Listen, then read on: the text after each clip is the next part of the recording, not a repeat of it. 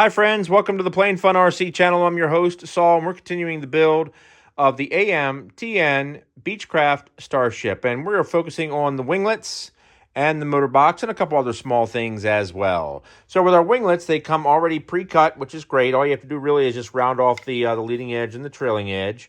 And then you're going to take these plywood reinforcements, and they get inserted into the little slots right in here and just glued in place. And then that's really all there is to it. They're very straightforward. Now we've got our motor box pieces here, and these will all be put together, and these are going to go on the back of the center section of the wing. So let's get it all together, and more to come.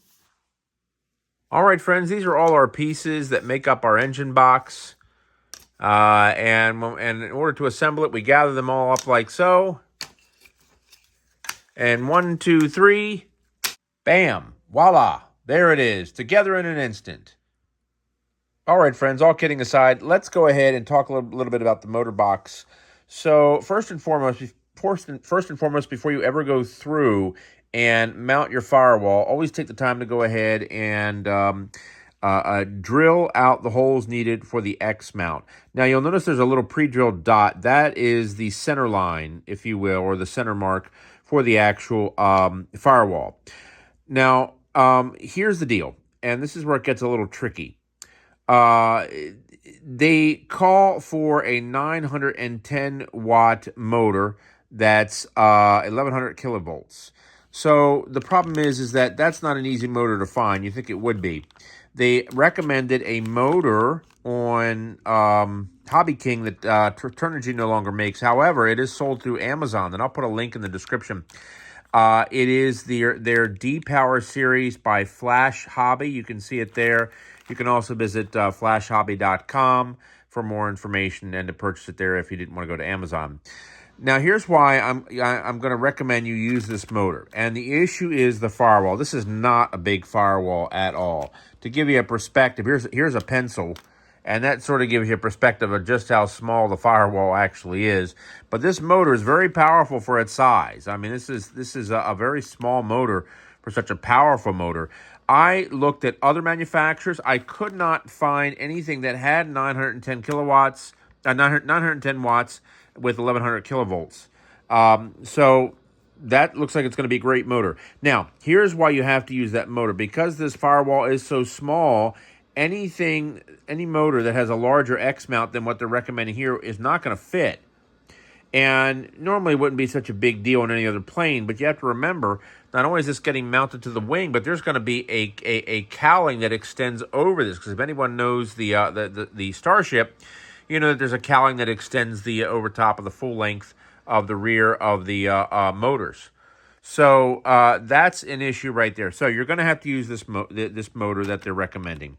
All right, now, pretty straightforward from there. Go ahead and draw your center lines here. Now, you have to put it in an X mount pattern. You cannot put it in a plus mount pattern because if you look here and here, you'll notice there's just not enough room on the side for the blind nuts that have to go on the opposite side of the firewall.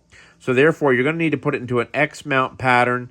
Try to find, you can see I put some little ticks right here.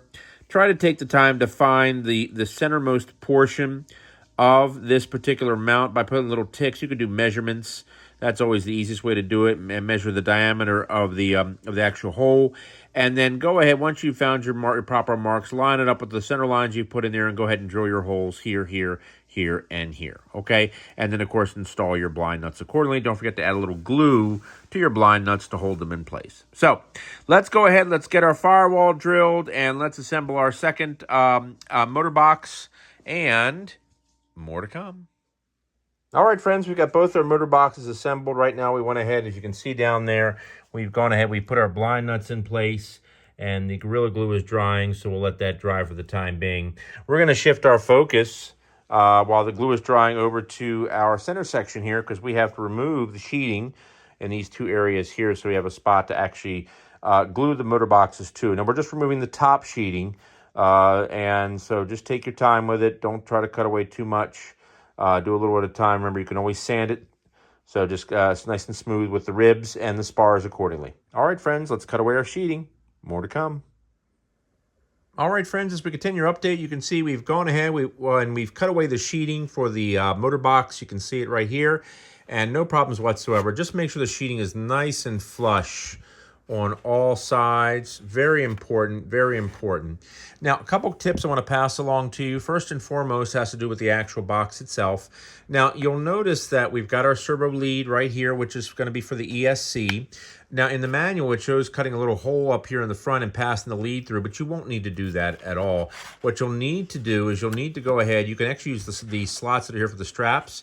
If you look carefully at the top slot right there, let me slide these straps back a little bit more. If you look at the top slot, you can see how it's a little wider than the bottom. Just take a little tongue depressor with a little sandpaper, sand that until it's just wide enough to pass the lead through, and that's all you need. Now, regarding the straps, you'll notice there's two sets of slots there on the actual motor box. I went ahead, I put two sets in, and I also put in a 4S4000.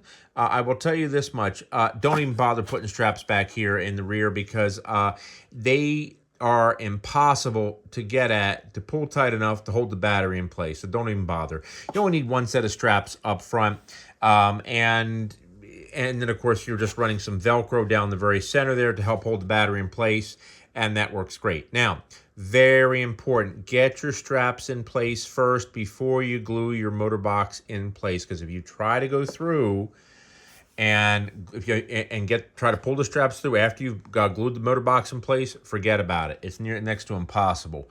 So get your straps in place, and once you have as you're gluing this box in place, pull up on the straps. You don't want them resting in the epoxy.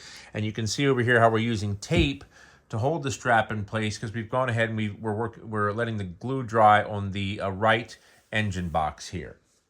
Now, friendly tip, don't forget your M3 is the inboard facing this way, and the M4 part is outboard facing out that way.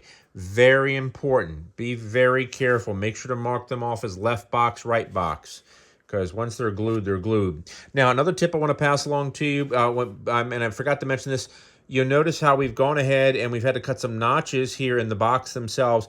That is to allow clearance for the holes, for the screws, and the respective lock washers as well. So just a friendly tip, make sure before you assemble the box to cut out these notches, otherwise you're going to have a bear of a time trying to get a lock nut attached. All right, one last tip, make sure you go ahead and put some tape over top of your lead here before you go and glue it and pass it through the slot up here. Okay, before as you're setting the box in place to be glued, you only need epoxy along the ribs here, here of course, here, and just along the edge where the rib meets the sheeting, and then of course right in the corners here. You don't need to put a whole bunch over on the floor. That's not the areas that are attached, and you can see by looking at the bottom of the box what actually attaches, and it's really just the sides here, and of course a little bit on the edges as well. All right, I think that's everything right there. Let's go ahead. We're going to use some good 30-minute epoxy, get it glued in, and more to come. All right, friends, we've got our engine boxes glued in place, and they just look fantastic. So we're going to let those sit overnight, get it good and dry, and we're going to shift our focus now to the fuselage. So now the real fun begins. More to come.